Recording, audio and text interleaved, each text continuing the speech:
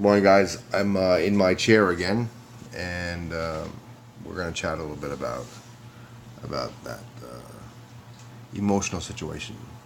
So it's been a couple of days. I've been talking about how you need to understand what your actions are according to your emotions. And again, we're talking about sports. We're talking about sports and Muay Thai and MMA and that type of thing, but it applies everywhere in life. So we talked about how you can change your actions according to your emotions or according to the result you're looking for, right? So again, I'll review this real quick. If somebody we're talking about sparring situation, if someone kicks you hard and you decide, oh wow, we're in a scrap, so we're gonna kick him harder, and then he kicks you harder back or punches you harder back, and you kick him harder back, and then you're into a scrap, and then the end result is you guys fighting and then getting angry with each other, and that's the result you're looking for. Then you respond the same way, the right way. But again, like I said, and I'll repeat this again, if you want a result where you're going to learn about something, you're going to learn, and you want to stay friends, and you want to have a good training partner, then you need to use those emotions and ask questions and speak politely and kindly, and then say, can you please tone it down, or whatever the case, right?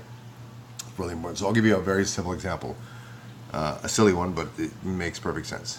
So you're looking for a job, and you're on your way to an application or to a job interview. You've got a job interview, and you go there. You walk into the office, and it's a business job. It's like an office job, a suit and tie or dress or whatever it is that you're going to be wearing that day. And I don't know, you bump your foot, you trip, you hurt your ankle, and you have to get this job. You're gonna be grumpy. You're probably gonna be grumpy. I don't know, what you're like, but if I hurt my foot, it's gonna be painful. I'm gonna be grumpy. So you walk into the room, and you're grumpy. You say, "Man, I bumped my friggin' foot. It hurts like hell. Man, what the hell am I doing here? I should have just went home. Blah blah. This is terrible.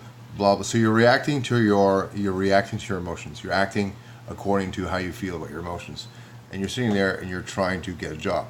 So I know 99.9% of you will avoid the pain in your foot and go in and speak kindly and calmly and relax, and then have your interview, because in that situation you had no choice.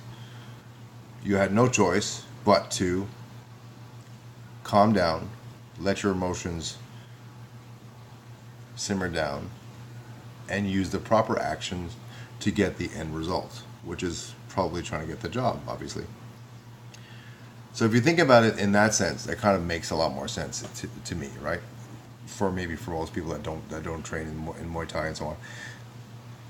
So these are the things that help you outside the gym, and you learn how to do that. And it could be anything. Maybe you didn't bump your foot. Maybe somebody cursed at you outside. Maybe somebody, I don't know. Maybe you know what's even worse. Maybe somebody called you and said, you had a loss in the family or something to that effect. You still have no choice. You have a couple minutes. You have to go, do the interview, and then you can be sad afterwards. But you're still gonna be sad. But you still have to react. If you want to react and say, well, I'm too sad to go in there and then not get the job, well, that's the end result you're looking for. That's it. We have our losses. We lose people all the time.